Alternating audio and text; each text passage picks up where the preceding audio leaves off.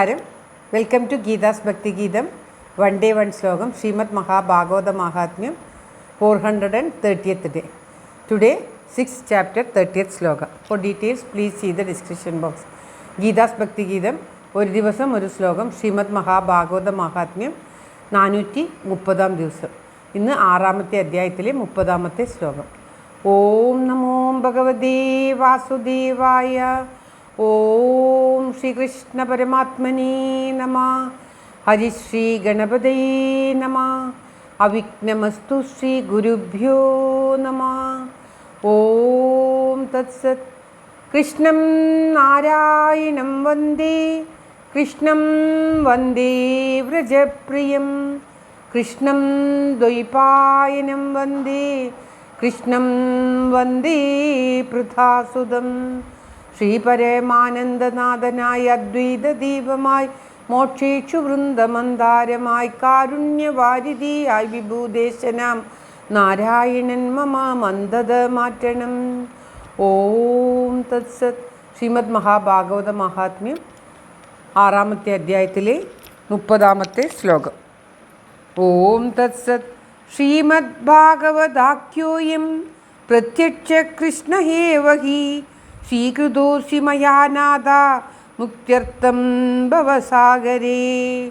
ശ്രീമദ് ഭാഗവതാഖ്യോയം പ്രത്യക്ഷ കൃഷ്ണ ഏവ ഹി ശ്രീകൃതോസി മയാ നാഥ മുക്ത്യർത്ഥം ഭവസാഗരേ.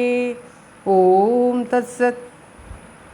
ഇപ്രകാരം എല്ലാം ചെയ്തിട്ട് ഭഗവാനെ ആവാഹിച്ച് കൊണ്ടുവച്ച് വിഘ്നേശ്വരനെ പൂജിച്ച് തേങ്ങയും മറ്റു ഫലഭൂലാദികളും ധൂപദീപങ്ങളും ഒക്കെ സമർപ്പിച്ചതിന് ശേഷം ഇപ്രകാരം പ്രാർത്ഥിക്കണമെന്ന് കഴിഞ്ഞ ശ്ലോകത്തിൽ പറഞ്ഞു. പ്രാർത്ഥനയാണ് ഇപ്പോൾ പറയുന്നത്. ശ്രീമദ് മഹാഭാഗവതാഖ്യം, ഭാഗവതം എന്ന് പേരായ ഈ ഗ്രന്ഥം പ്രത്യക്ഷ കൃഷ്ണ, പ്രത്യക്ഷ സ്വരൂപനായ ശ്രീകൃഷ്ണൻ തന്നെ ആകുന്നു. അല്ലയോ നാഥ, സംസാര സമുദ്രത്തിൽ നിന്നും മോചനം ലഭിക്കാനായിട്ട് ഞാൻ നിന്തിരുവടിയെ സ്വീകരിച്ചിരിക്കുന്നു. പ്രത്യക്ഷ കൃഷ്ണ ഏവഹി, അതായത് ശ്രീകൃഷ്ണ ഭഗവാൻ തന്നെയാണ് തൻ്റെ ദേഹത്യാഗ സമയത്ത് ഞാൻ ഇതാ എൻ്റെ ചൈതന്യം, ഈ ഭഗവാൻ തൻ്റെ പൂർവ്വത്തിലേക്ക് പോകുമ്പോൾ തൻ്റെ ഈ ലോകം വിട്ട് ഈ ശ്ലോകത്തിൽ ശത്രുക്കളെ ഭൂമിയുടെ ഭാരം തീർക്കാനായിട്ട് അവതരിച്ച് അതിനുശേഷം തിരിച്ചു പോകുമ്പോൾ തൻ്റെ ചൈതന്യം ഇതാ ഞാൻ ഈ ശ്രീമദ് മഹാഭാഗവതത്തിൽ ലയിപ്പിക്കുന്നു എന്ന് ഉദ്ധവരോട് പറയുന്നുണ്ട്. അതുകൊണ്ട് തന്നെ ശ്രീകൃഷ്ണൻ്റെ പ്രത്യക്ഷ സ്വരൂപമാണ് ശ്രീമദ് മഹാഭാഗവതം എന്ന് പറയുന്നു. അപ്പോൾ പറയുകയാണ്, ഭാഗവതം എന്ന് പേരായ ഈ ഗ്രന്ഥം ഭഗവാനെ അവിടുത്തെ സ്വരൂപം തന്നെയാണ്, ശ്രീകൃഷ്ണ ഭഗവാന്റെ സ്വരൂപം തന്നെയാണ്.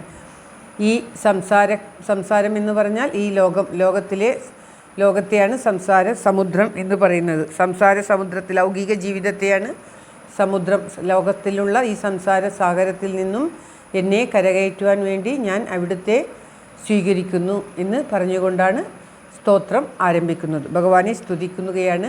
എല്ലാം ഭഗവാനാണ്. ശ്രീകൃഷ്ണൻ്റെ സ്വരൂപമായ ഈ ഭാഗവതത്തെ ഞാനിതാ സ്വീകരിക്കുന്നു. എന്നെ ഈ സംസാര കടലിൽ നിന്നും, ദുഃഖക്കടലിൽ നിന്നും, സംസാരം എന്നാൽ എപ്പോഴും ലൗകിക ജീവിതത്തിൽ ദുഃഖവും മറ്റുള്ളതുമായിരിക്കും.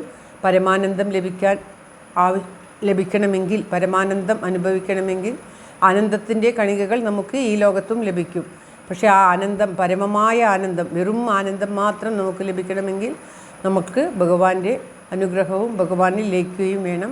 അങ്ങനെയുള്ള ആ ഭഗവത് അനുഗ്രഹം ലഭിക്കുവാൻ വേണ്ടിയിട്ട് ഞാനിതാ അവിടുത്തെ സ്വീകരിച്ചിരിക്കുന്നു.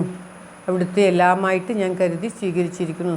അതായത് ശ്രീമദ് ഭാഗവതത്തെ ഞാനിതാ പൂജിച്ച് പാരായണം ചെയ്യാൻ പോകുന്നതിൻ്റെ മുന്നോടിയായിട്ടുള്ള പ്രാർത്ഥനയാണിത്. സപ്താഹത്തിന് മുന്നോടിയായിട്ടുള്ളത്. ശ്ലോകം ഒരിക്കൽ കൂടി. ഈ ശ്ലോകം പലപ്പോഴുമായിട്ട് നമ്മൾ പാരായണം ചെയ്യുന്നതാണ്. ഭാഗവതത്തിലും ഇടയിലുണ്ട്. ശ്ലോകം ഒരിക്കൽ കൂടി.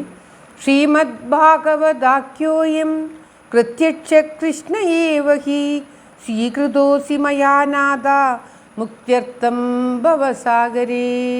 മുക്തി ലഭിക്കുവാൻ വേണ്ടി ഇതാ ഞാൻ ഈ ശ്രീകൃഷ്ണ ഭഗവാനെ സ്വീകരിച്ചിരിക്കുന്നു. മുക്തി എന്നാൽ ആ പരമമായ ആനന്ദത്തിൽ ലയിക്കുകയാണ്. സർവത്ര ഗോവിന്ദനാമ സങ്കീർത്തനം. ഗോവിന്ദ ഗോവിന്ദ. എല്ലാവർക്കും എല്ലാവിധ ആയുരാരോഗ്യ സൗഖ്യവും നന്മയും പ്രാർത്ഥിച്ചുകൊണ്ട് ഈ ശ്ലോകം ഭഗവാന്റെ തൃക്കാൽക്ക് സമർപ്പിക്കുന്നു. Geetha Rajan. Thank you for watching. All the best. Have A very very nice day. God bless you. ദൈവം അനുഗ്രഹിക്കട്ടെ. എല്ലാവിധ നന്മയും എല്ലാവർക്കും ഉണ്ടാകട്ടെ. ഓം തത്സത്.